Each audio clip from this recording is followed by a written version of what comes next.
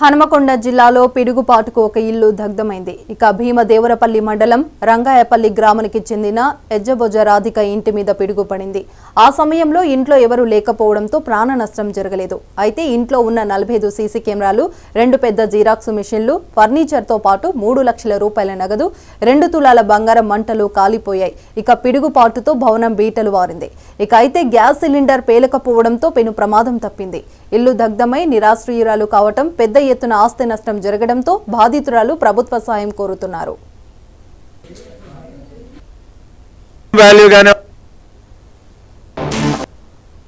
2 రోజులు అక్కడ ఉన్నా. నిన్న ఇవాళ మా మేనమా కోడలిది సంవత్సరం దినాలు. ఇవాళ దినాలకు వెళ్తాను. నిన్న పోయిన చెల్లె నేను కరీంనగర్లో కలుసుకొని గోవర్కందనక పోయినాక గడ్డ రమేష్ ఫోన్ చేసిండు నాకు. అత్తమ్మ ఇంట్లో పొగలు వెళ్తానంటే చూడూరు బిడ్డ అన్నాకనే అప్పటికే పిడుగు పడ్డది అత్తమ్మ అని వాళ్ళు చెప్పారు. పిడుగు పడ్డది అన్నాక డోర్లు తీరు బిడ్డ అంటే ఇంట్లో పోతలేదు అత్తమ్మ అని వాళ్ళు అందరూ అన్నారు. అన్నాక అదే ఫోన్ల మీద నడుతూనే ఉన్నా. ఇక మాకు ఫోన్ తెలియగానే ఆడ దిగినాం, కారు మాట్లాడుకున్నాం. ఆయన ఇంటికి వచ్చేసరికి 2-10 నిమిషాలు అయింది. వచ్చేసరికి అంతే ఎక్కడదక్కడ ఎంత డబ్బు 25 సీసీ కెమెరాలు, 2 పెద్ద జిరాక్స్ మిషన్లు, వైరు బెండాలు అవే 30 ఉన్నాయి. అవన్నీ ఐరా నుండి వేసుకొచ్చిండు. ఇంకా 4 రోజులు అయితే మొత్తం సామాన్ తీసుకుపోయి ఎక్కడ పిడి చేసేది ఉండే. 1 లక్ష రూపాయలు ఏమో సందుగాలు ఉన్నాయి. 2 లక్షల డ్రెస్సింగ్ టేబుల్లో పెట్టిన.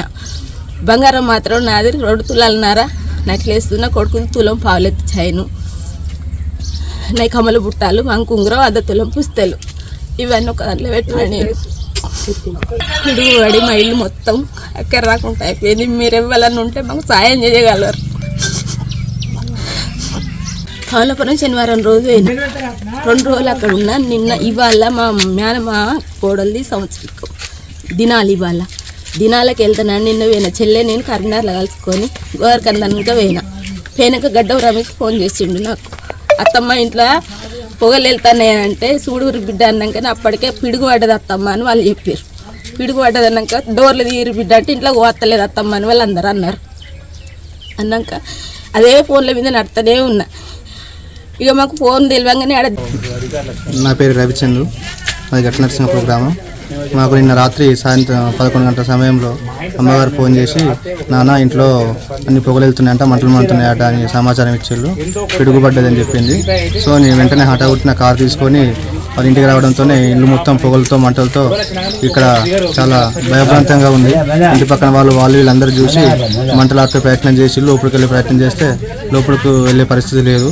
దాదాపుగా ఇంట్లో ఫర్నిచరు, ఉన్న సీసీ కెమెరాలు, జిరాక్స్ మిషన్లు అన్నీ దగ్ధమైపోయినాయి.